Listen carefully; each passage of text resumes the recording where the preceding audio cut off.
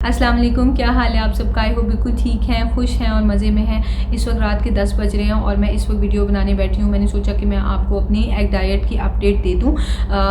आज मेरा second day ख़त्म हुआ है, तो कल देखते हैं कल कितना वेट लूज़ होता है। जो सारी डिटेल मैं आपसे भी शेयर करती हूँ। जो डे 1 था वो कल था और मेरा डे 1 के स्टार्ट में अर्ली मॉर्निंग में एम्प्टी स्टमक अपना वेट चेक करती हूँ और वो था मेरा 69 kg। और उसके बाद फिर मैंने पूरा दिन कल डाइट की और आज सुबह उठ के जब वेट देखा तो मेरा वेट था 68 kg। और आज भी मैंने सारा दिन डाइट की है, तो कल मेरा थर्ड डे होगा। डाइट का बताने से पहले मैं आपको बता दूं कि मेरे अपने कंसर्न्स क्या थे। मैं फार्मासिस्ट हूँ, तो मुझे न्यूट्रिशन का इसलिए काफ़ी हद तक आइडिया है कि जो भी फूड में न्यूट्रिशन होती है वो सप्लीमेंट्स के फॉर्म में हमें भी पढ़ाई जाती है, तो हमें पता होता है कि इस फूड के अंदर वैसे नहीं पता कि मतलब एप्पल के अंदर क्या क्या है, बनाना के अंदर क्या क्या है। तो उसके लिए मैं इंटरनेट पे अगर चेक करती हूँ कि इसमें क्या क्या न्यूट्रिशन है, तो सारे जितने भी मिनरल्स हैं, वाइटामिन हैं, जो भी इन जनरल चीज़ें हैं, तो उनका मुझे पता होगा कि क्या बेनिफिट है। ठीक है, तो इस तरह से मैं न्यूट्रिशन को काफ़ी हद तक मैं जानती हूँ।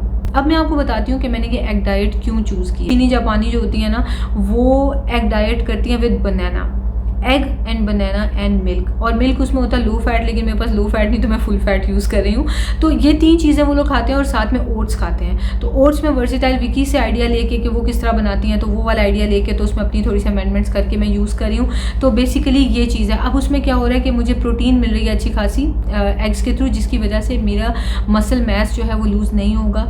दूसरी बात ये कि जो कार्ब्स है ना अच्छी खासी वो मुझे बनाना से आ रही हैं, जितनी रिक्वायर्ड है मेरी बॉडी को सारा दिन फंक्शन करने के लिए। इस वजह से अल्हम्दुलिल्लाह ना तो मुझे चक्कर आ रहे हैं, ना मेरा दिल घबरा रहा है और मैं इतनी एक्टिव हूँ। 2 दिनों में मैं उन दिनों से ज़्यादा एक्टिव हूँ जितना मुझे होना चाहिए।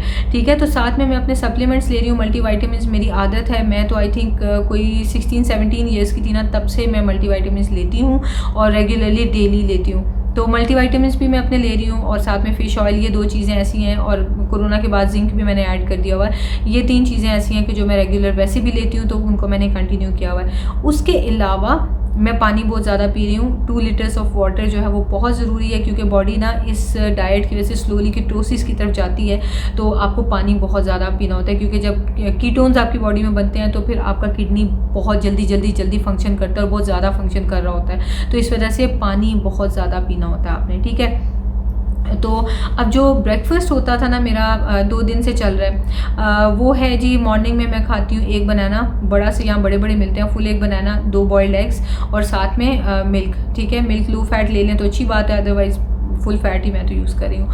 अच्छा, उसके बाद मैं लंच में भी यही लेती हूँ और डिनर में मैं क्या करती हूँ कि थोड़े से नट्स ले लेती हूँ और मैं 5 टेबलस्पून जो है ना ओट्स लेके उसको मिल्क भी 200 ml लेना होता है या 180 ml लेना होता है। ओके, तो ये डाइट जो है ना, ये सारा मैं आपको डिस्क्रिप्शन बॉक्स में मैं लिख दूँगी कि मैंने डे 1, डे 2, डे 3 में ब्रेकफास्ट, लंच, डिनर में क्या क्या चीज़ कितनी क्वांटिटी में ली थी। ठीक है, बेसिकली क्या डाइट है ये कि ये है ही एग्स और बनाना खाने हैं। अब इसमें क्या है कि मॉर्निंग में आपने 2 खाने होते हैं बनानास और एग्स, और 1 बनाना खाना होता है और 1 मिल्क पीना होता है। ठीक है, तो लेकिन क्या होता है कि दोपहर तक भी आपने 2 एग्स खाने होते हैं और 1 बनाना खाना होता है। लेकिन मुझे इतनी भूख ही नहीं लगी दोपहर तक, तो मैंने फिर 1 एग खाया और 1 बनाना खा लिया और साथ में मैंने मिल्क पी लिया। उसके बाद फिर रात के टाइम मैंने ओट्स खाए और 5 टेबलस्पून ओट्स मुझे खाने चाहिए थे। और लेकिन मैंने बड़ी मुश्किल से वो ख़त्म किए, मुझसे ख़त्म नहीं हो रहे थे, मेरा पेट भरा हुआ था क्योंकि प्रोटीन ज़्यादा ली हुई है ना, तो बिल्कुल मैं फुल थी और मैं एक्टिव भी बहुत एक्टिव थी। मुझे नहीं फील हुआ कि हाय ये तो मैंने इतना कम सा खाया है, तो बस मैं तो बस भूख के मारे इधर उधर फिर रही हूँ और मुझे कोई क्रेविंग भी नहीं हो रही थी। अच्छा जी, उसके बाद नेक्स्ट डे फिर मैंने अपना वेट चेक किया। पहले दिन मेरा 69 था जब डाइट स्टार्ट किया, नेक्स्ट डे मैंने चेक किया तो 68 था, यानी कि 1 kg ऑफ वाटर वेट मैंने लूज़ किया। वो जो जगह जगह मुझे स्वेलिंग मतलब फील हो रही थी ना, कई जगह ऐसी होती है जहाँ पे आपको नज़र आती है जैसे एंकल्स वगैरह हैं, बाकी बॉडी में आपको ओवरऑल फील होता है कि आप ज़रा फूले फूले से हुआ मैं। तो वो जो वाटर वेट है वो मेरा 1 दिन में 1 kg लूज़ हुआ अल्हम्दुलिल्लाह। और वाटर वेट जब लूज़ हो जाएगा तो फिर उतनी देर में कीटोसिस स्टार्ट हो चुका होगा बॉडी में 2 से 3 दिन में, और फिर मेरी बॉडी जो है वो फैट जो है वो लूज़ होनी शुरू हो जाएगी। तो ये है जी इस डाइट का पूरा प्रोसेस। और बाकी जो मील्स हैं वो मैं आपको शेयर कर दूंगी इस वीडियो के एंड पे, और मैं आपको दिखा दूंगी कि ये ब्रेकफास्ट है, ये लंच है, ये डिनर है, उसके ऊपर लिखा होगा, ठीक है। इंस्टाग्राम पे आप चेक कर सकते हैं, उस पर भी मैं अपनी स्टोरीज़ और पोस्ट वगैरह शेयर कर रही हूँ, तो वहाँ से आप डिटेल्स भी देख सकते हैं। अच्छा जी, तो अब यहाँ पे क्वेश्चन मुझे जो वहाँ पर आ रहे थे वो ये उनका यहीं आंसर कर देती हूँ। एक तो ये कि जी बनाना और एग इकट्ठे नहीं खाते, क्यों नहीं खाते, इसका आंसर किसी के पास नहीं, बस ये कि हमने सुना है कि वो अच्छे नहीं है, हमने सुना है कि कॉम्बिनेशन अच्छा नहीं। तो वही न्यूट्रिशनिस्ट भी आपको ये नहीं कहेंगे कि बनाना और एग बिल्कुल इकट्ठे ना खाएं, कोई न्यूट्रिशनिस्ट नहीं बोलेगी आपको।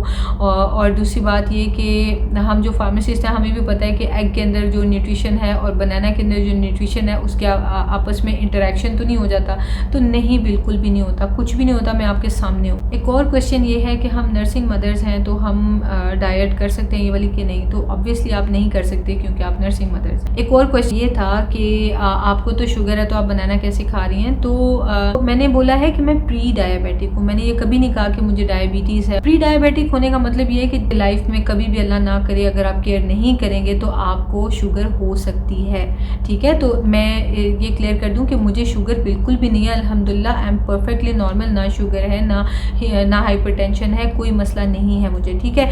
तो अब ये है कि जी जिनको शुगर है वो तो ऑब्वियसली वो बनाना वाली डाइट तो नहीं करेंगे, बनाना की बजाय हम क्या खाएं, मैं ये सजेस्ट करूँगी कि आप वर्सेटाइल विकी जो है उनका चैनल फॉलो करें अगर आपने डाइट्स करनी है, ठीक है। नहीं तो फरीहा जे जो है, और वो एक चीज़ पे उनका बिलीफ है कि पोर्शन कंट्रोल करें, और उनके पोर्शन कंट्रोलिंग के जो वो मेथड्स बताती हैं ना वो इतने इजी हैं और सिंपल हैं कि उससे आप हर सब कुछ खाते भी हैं लेकिन आपका वेट ड्रॉप होना शुरू हो जाता है। तो हर चीज़, कुछ नहीं आपको रोकना होता अपने आप को, तो वो आप इन दोनों मेथड्स में से कोई भी फॉलो कर सकते हैं। जो फरीहा जे हैं वो ये बोलती हैं कि ये डाइट नहीं है, ये लाइफस्टाइल है, क्योंकि आप इसको अपना लें तो आपका वेट भी कंट्रोल में रहेगा और आपको आदत हो जाएगी कि आपने क्या चीज़ कितनी खानी है। और जो वर्सेटाइल विकी हैं वो अपने वे में एक्सपर्ट हैं और वो जो डाइट्स वगैरह हैं वो उन पे काम करती हैं। सो अगर आप भी मेरी तरह क्रैश डाइट करना चाहते हैं तो आप फिर वर्सेटाइल विकी को फॉलो करें, और अगर आप एक अपना लाइफस्टाइल चेंज करना चाहते हैं तो फिर आप फरीहा जे को फॉलो करें। मेरी 2 रिकमेंडेशंस ये हैं, ठीक है।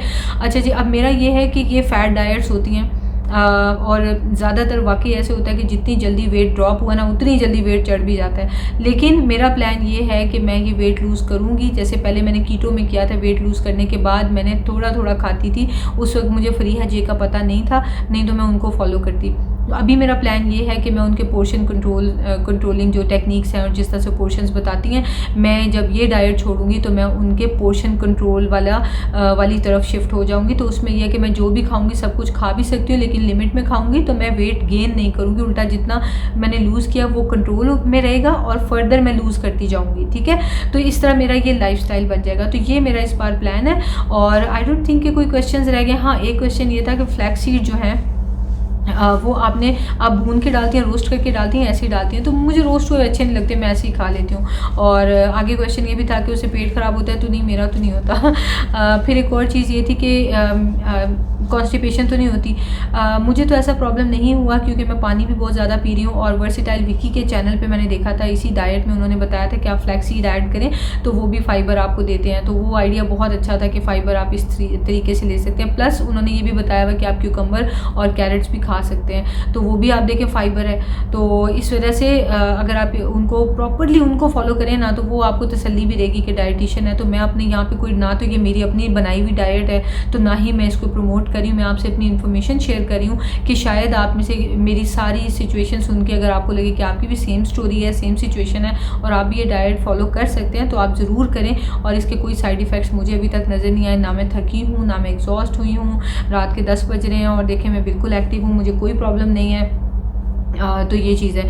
आगे अब इंशाल्लाह कल 3rd डे है और मैं इंशाल्लाह प्लान तो ये करें कि मैं 2 दिन और कंटिन्यू करूँगी। तो चलें, बहुत लंबी वीडियो हो गई है, आई एम सो सॉरी, इतना लंबा बोले गई हूँ मैं। तो इंशाल्लाह आपसे मुलाकात होगी नेक्स्ट वीडियो में। मुझे लगता है कि अब 3rd डे जो है ना ज़रा ज़्यादा ड्रॉप नहीं होगा क्योंकि ऑलरेडी मेरी बॉडी जो है ना बिल्कुल दोबारा से जो है ना मतलब प्रॉपर मुझे फील हो रहा है कि अब जो स्वेलिंग है ना, स्वेलिंग ख़त्म हो गई है और टमी एरिया में ब्लोटिंग ख़त्म हो गई है और जो एंकल्स हैं वहाँ पे जो वाटर रिटेंशन नज़र आ रही थी वो काफ़ी हद तक कम हो गई है। तो मुझे लगता है कि 3rd डे जो इतना शायद कम ना हो, पहले दिन तो पूरा 1 kg ड्रॉप हो गया ना।